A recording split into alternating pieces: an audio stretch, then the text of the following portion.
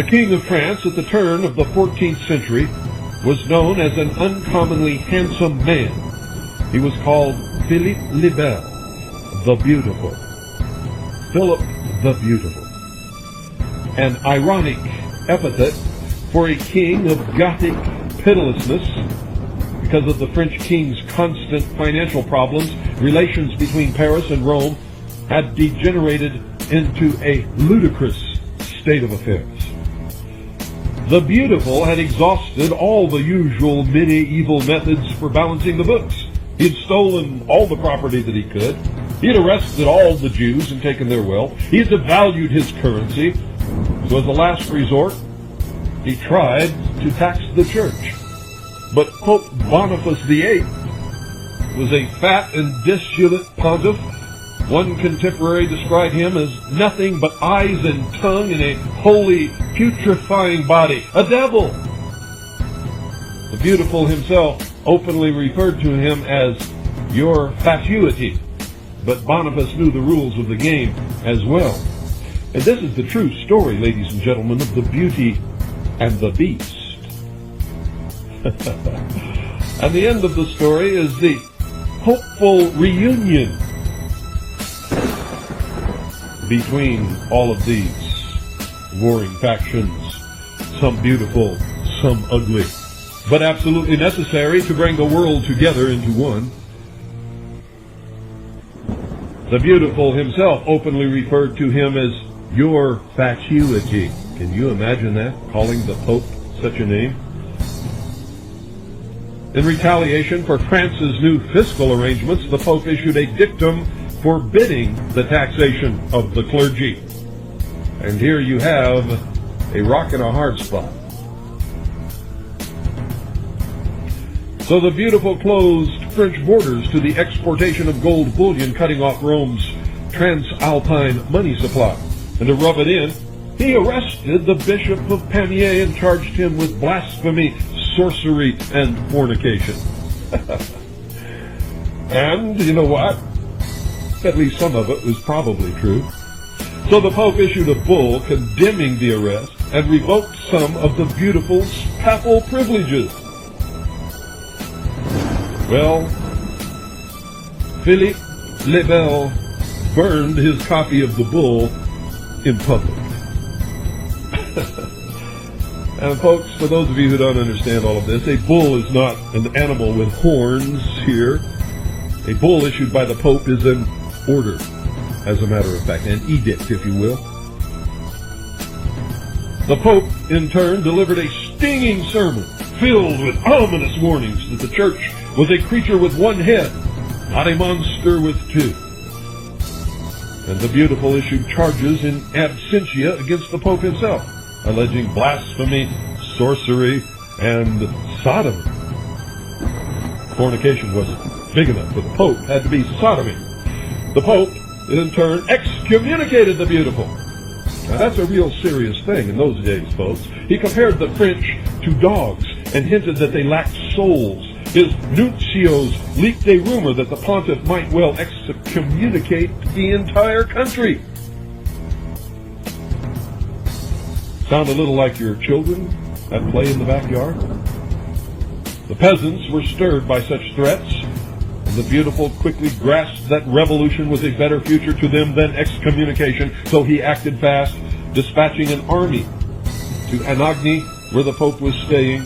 He placed the 86-year-old pontiff under house arrest. The locals, however, managed to save him, but a month later Boniface passed away. And some allege that he succumbed to shock at the outrage. Beautiful returned to his economic problems. His wife died in 1305, and since he no longer would have to kiss a woman's lips, he applied for membership in the Knights Templar. The permanent Knights of the Paris Temple may have suspected that his intentions were less than pious and did something almost unspeakable. They blackballed the king. Now, in case you don't know what that means, even today in the Masonic Lodge, when a member or when a profane is proposed for membership by one of the order, all of the members are given two little balls, one white and one black. And a box is passed around amongst the membership. And folks, when the box is opened, if there is one black ball in the box, the candidate cannot be admitted for initiation into the order or into the lodge. So apparently, Philippe le Bel received at least one black ball in the box when the Templars passed the box around the membership. For they blackballed the king. Now you don't just blackball a king. The following year, the Grand Master of the Knights Templar, Jacques de Molay, returned to Europe from the Mediterranean as a show of luxury. He was accompanied by 60 knights in a baggage train of mules laden with gold and jewels. And around that time, the Beautiful was more desperate than ever to solve his messy state finances. He tripled the price of everything in France overnight. An open rebellion broke out in the streets. Rioters threatened to kill him. He fled to the Parisian temple and begged the knights for protection. Oh, how humiliating. So in the fall of 1307, Philippe le Bel, the Beautiful, arranged a state action impressive even in these days of data highways and rapid deployment teams, because this is something that is so difficult to pull off. On September 14th, he mass mailed a set of sealed orders to every bailiff, seneschal, deputy, and officer in his entire kingdom.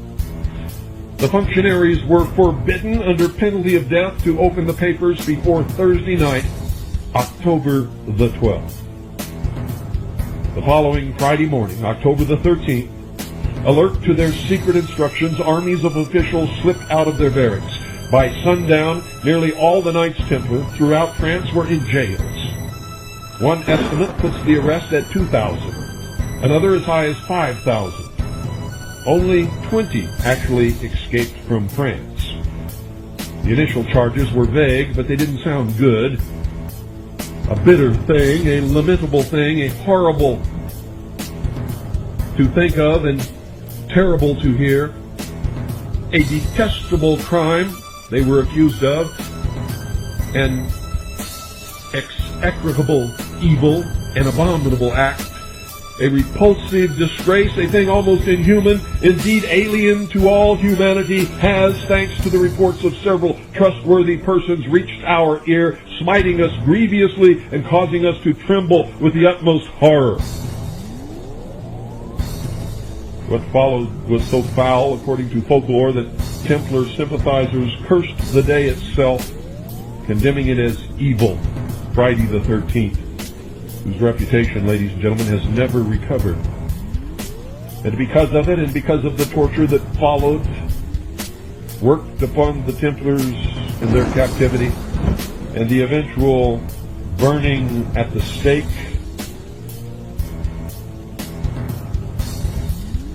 of almost all of them, including their Grand Master, Jacques de Molay, the Templars who had fled France, and all of the Templars who were residing or traveling or happened to find themselves in other countries at the time, went underground,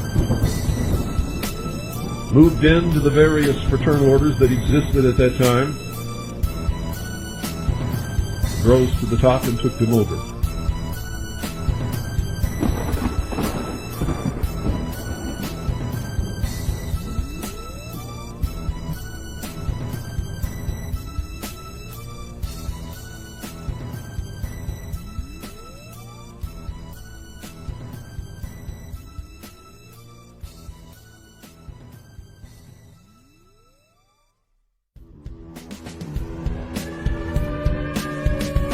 Scripture gives us wisdom with which we can irrefutably identify the beast according to Scripture and his kingdom.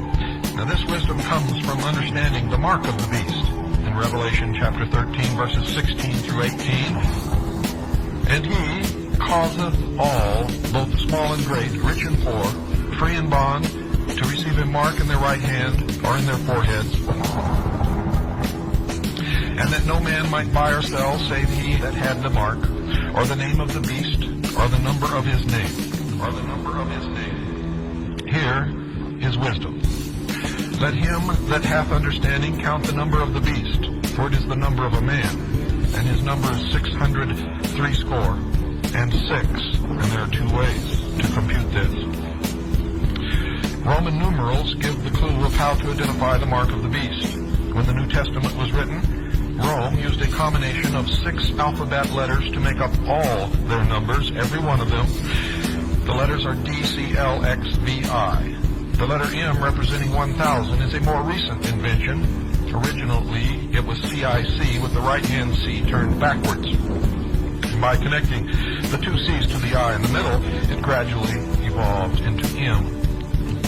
The 6 original Roman numerals and their numerical equivalent values are D equals 500, C equals 100, combine the 2, that is 600. L equals 50, X equals 10, you combine those 2, it equals 60. V equals 5, I equals 1, combine those 2, it equals 6, and they total, in a column, DCLXVI, 666.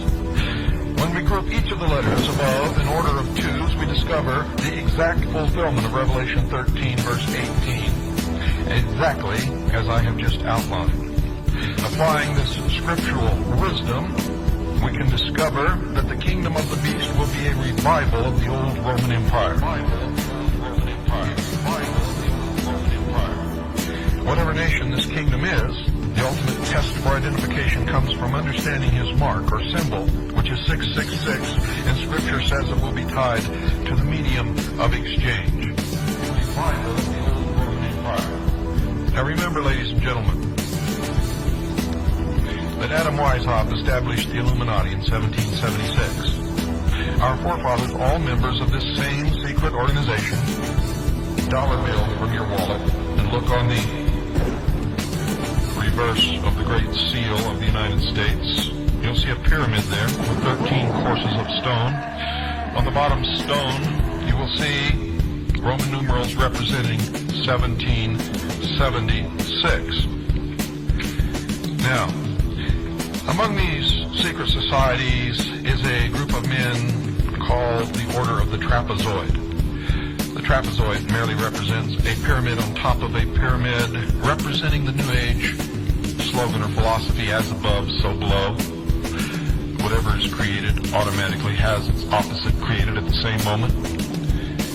When our forefathers created this nation under God, they never told us which God they created it under.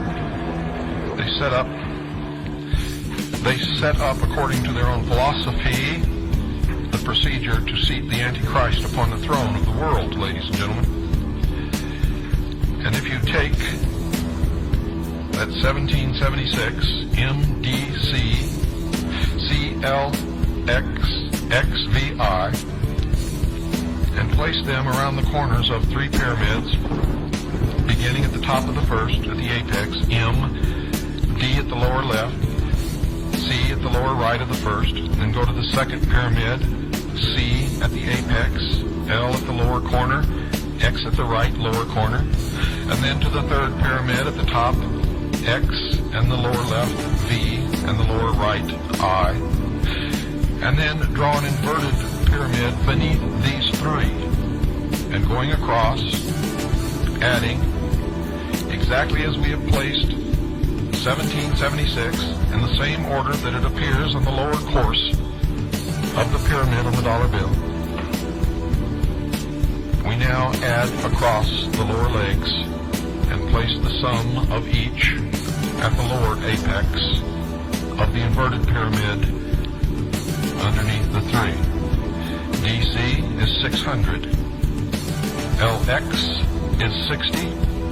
VI is 666. If we go across the top, ladies and gentlemen, we can see the year that the organization that began this great deception and this great enterprise, for they call it the enterprise. We can see the date that they were formed. Going across the very top apex of the three top pyramids, we have 1,000 plus 100 plus 10 is the year 1110. In 1110, the Priory de Sion was formed. They, in turn, created the Knights Templar, who in turn has been creating a mess. So that should give you more than enough cause to stay awake tonight.